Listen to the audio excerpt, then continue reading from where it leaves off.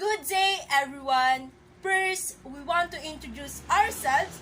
My name is Dulcres Wendilin R. My name is Angelo A. Molio. And we are your speaker for today. The topic that we discuss is how do we prepare ourselves or how do you prepare yourself in response during disaster, and for you to know what should do and what should not do during disaster. Let me first define disaster. Disaster is defined as a crisis situation of a community or society causing widespread damage which far exceeds our ability to recover. Disaster is a sudden, calamitous event bringing great damage, loss, destruction, and devastation to life and property. Disaster, in other words, is calamity that can bring a great damage. Also, the disaster have the formula, and the formula of the disaster is vulnerability plus hazard divide capacity. Vulnerability mean to say is a weak effect of the community and impact in area, or the weaknesses of the area. For example, is mababa yung area nyo. Dahil mababa yung area nyo, at pag lumakas ang ulan, mabilis tumaas yung baha. Plus hazard is which a community exposed. And divide capacity. Capacity is meaning response and recovery. And ito na yung tinatawag natin na preparedness. There are two types of disaster. First is natural disasters, and second is man-made disasters. Let me first define natural disasters. Natural disasters are relatively sudden and cause a large scale, widespread death, loss of property, and disturbance to social systems, and life of which people have a little or no control. Natural disasters is made by our nature that we cannot prevent. The examples of the 5 kinds of natural disasters, first, for geophysicals are the earthquakes, landslides, tsunami, and volcanic activity. For hydrological is the avalanches. Avalanches is also called the snow slides and floods. Number 3 for climatological is the example are the extreme temperature. For extreme temperature is maybe cold or hot, and drought or wildfires. For meteorological is the cyclones or yung tinatawag nating bagyo. And number 5 is the biological. Biological example is the disease epidemics and insect or animal plagues. Second, man-made disasters. Man-made disasters are events that are caused by humans which occur in or close to human settlements, often caused as a result of, first, environmental or technological emergencies. Second is a complex emergencies, and third is a pandemic emergencies. The example of environmental or technological emergencies is environmental degradation like pollution.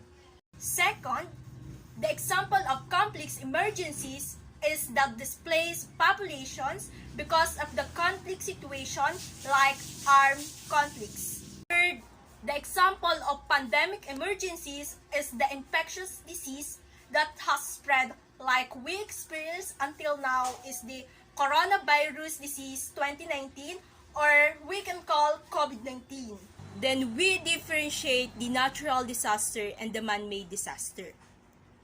Natural disaster are caused by the natural forces, but we can minimize the effect if we are prepared, while man-made disaster are caused by the activities of men. But we can avoid it with careful planning and being prepared and knowledgeable about the prevention methods. Next is, how do you prepare yourself in response during disaster? Let's first define preparedness. Disaster preparedness refers to measures taken to prepare for and reduce the effect of disasters. That is to predict and, where possible, prevent disasters, mitigate their impact on vulnerable populations, and respond to and effectively cope with their consequences. It is very important talaga to be prepared, because being prepared is alam natin kung ano ang dapat gawin at kung paano ang dapat gawin. And being prepared is natutulungan natin yung ating sarili. Dahil natutulungan natin yung ating sarili para makasurvive, pati yung ating family is natutulungan natin dapat. And napaka-importante din na ang bawat member ng pamilya ay alam on how to be prepared during disaster. For natural disasters, we should know the before, during, and after. For before, first is identify your risk. Identify your risk is, for example, is may lindol. Alam mo ang dapat mong gawin or basic na gagawin mo kapag may lindol. 'Di ba? Ang alam natin na basic na ginagawa natin kapag may lindol is the cover and hold. Number 2 is create a family disaster plan. For family disaster plan is you should know the contact of the family, and dapat updated ka din sa TV, sa radio, and sa cellphone. And dapat mas alam mo rin yung evacuation route. Alam mo kung saan dapat yung evacuation area, kung saan ka dapat pupunta. Number 3 is practice your disaster plan. So, it is very important to practice your plan para may idea ka na agad kung ano yung dapat mong gawin when we face the disaster. For number 4 is packing an emergency kit. For an emergency kit is include the food, the medicine, the clothes, or yung mga kumot, and especially yung toiletries is the shampoo, toothpaste, and soap. For number 5 is monitoring potential disaster. For monitoring potential disaster is dapat updated tayo sa news and weather report para mas maging aware tayo. For number 6 is fill your car with gas. So dapat na-check mo na kung may gasolina ba o wala. So yung mga family na may sasakyan is napakalaki ng tulong nito dahil mas makaka-evacuate ka ng mabilis. For number 7 is don't use tap water. So dito dapat yung iinumin natin is purified or mineral water dahil hindi pa safe na sa gripo tayo kukuha. And number 8 is have the knowledge. Number 9 is prepare your emergency plans. Number 10 is prepare your evacuation kit.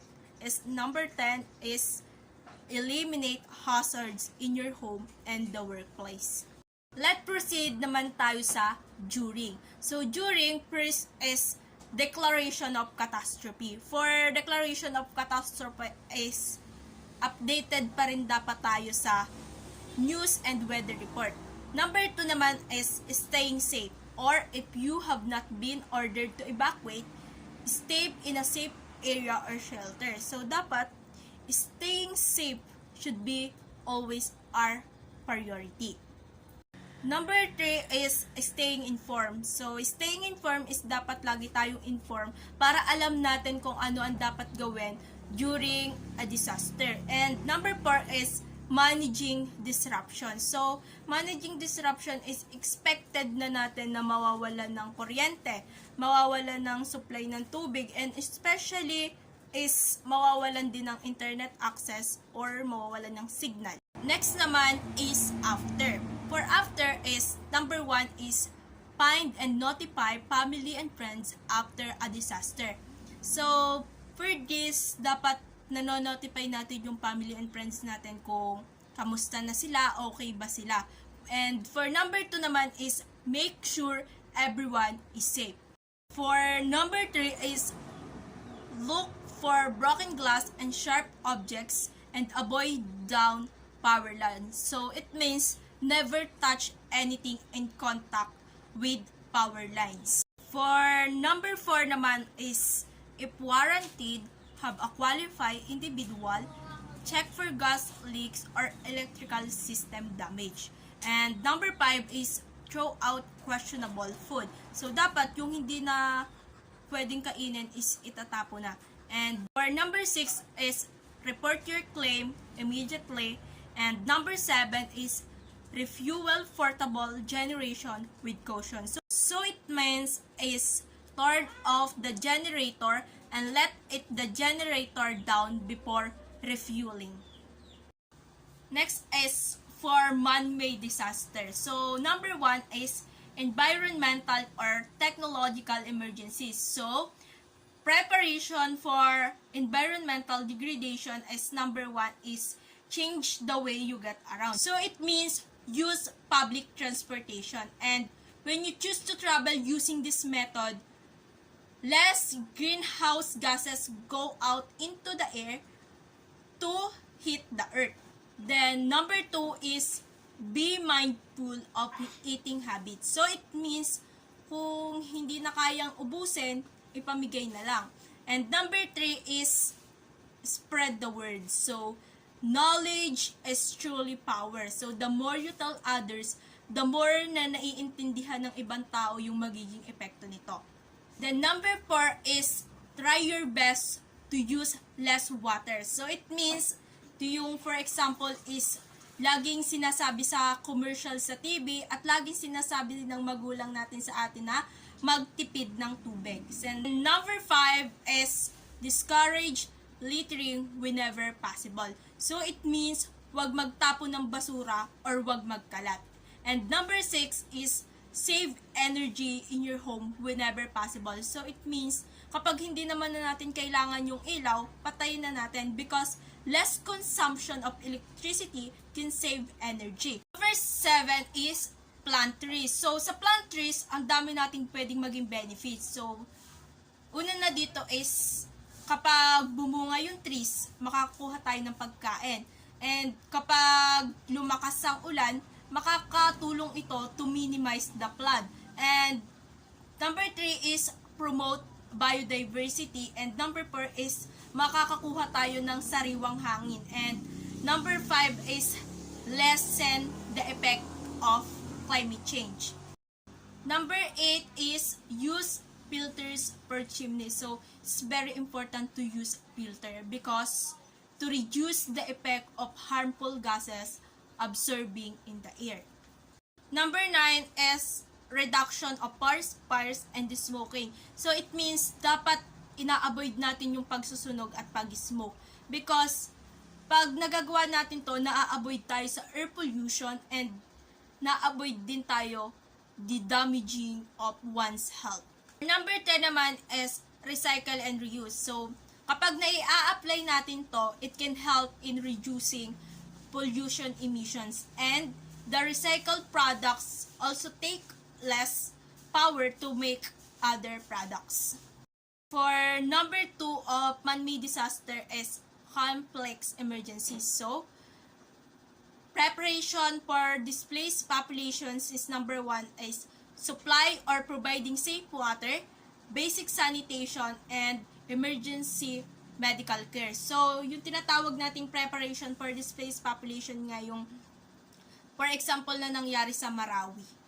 Yung nagkaroon ng armed conflict.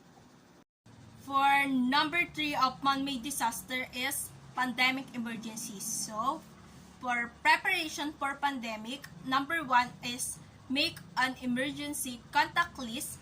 Number 2 is have any non-prescription drugs and other health supplies on hand, including pain relievers, stomach remedies, cough and cold medicine, and vitamins. And number 3, find out whether you can work from home. Number 4 is plan home learning activities in case school is closed. So dito it means na-apply naman natin yung online classes and modular. For number 5 is store extra water, food, medicine, and supplies. Number 6 is stay as healthy as you can by getting rest, managing stress, eating right, and exercising. Number 7 is help seniors and neighbors by sharing information and resources. And for number 8 is follow the protocols of the government. And lastly, number 9 is prevent infection. So to prevent infection, dapat wash your hands and wear face mask or face shield kapag lalabas. That's all. Thank you for your listening.